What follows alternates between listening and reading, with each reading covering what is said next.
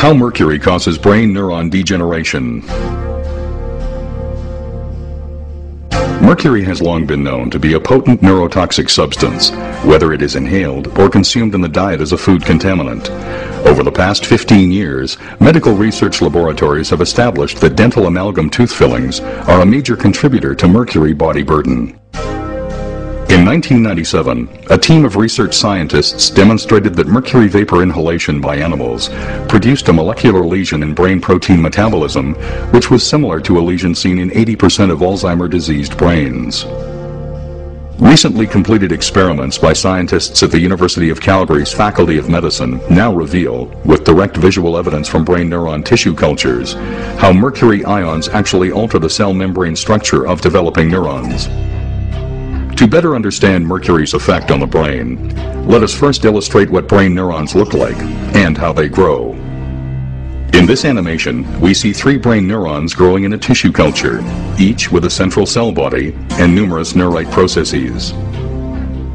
At the end of each neurite is a growth cone where structural proteins are assembled to form the cell membrane.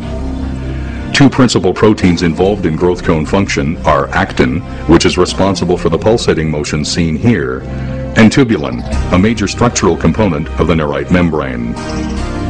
During normal cell growth, tubulin molecules link together end to end to form microtubules, which surround neurofibrils, another structural protein component of the neuronal axon. Shown here is the neurite of a live neuron isolated from snail brain tissue, displaying linear growth due to growth cone activity.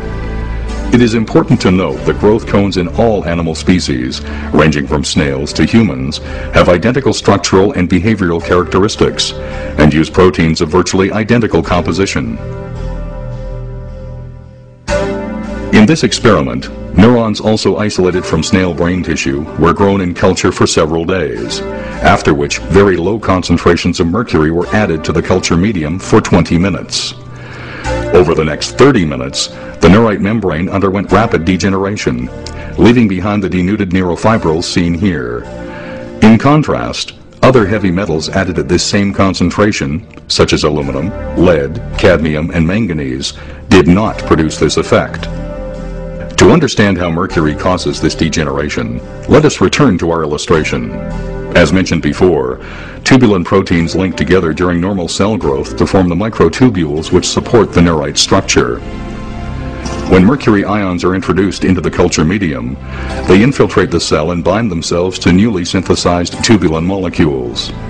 More specifically, the mercury ions attach themselves to the binding site reserved for guanosine triphosphate, or GTP, on the beta subunit of the affected tubulin molecules. Since bound GTP normally provides the energy which allows tubulin molecules to attach to one another, mercury ions bound to these sites prevent tubulin proteins from linking together. Consequently, the neurite's microtubules begin to disassemble into free tubulin molecules, leaving the neurite stripped of its supporting structure. Ultimately, both the developing neurite and its growth cone collapse, and some denuded neurofibrils form aggregates or tangles, as depicted here. Shown here is a neurite growth cone stained specifically for tubulin and actin, before and after mercury exposure. Note that the mercury has caused disintegration of tubulin microtubule structure. These new findings reveal important visual evidence as to how mercury causes neurodegeneration. More importantly, this study provides the first direct evidence that low-level mercury exposure is indeed a precipitating factor that can initiate this neurodegenerative process within the brain.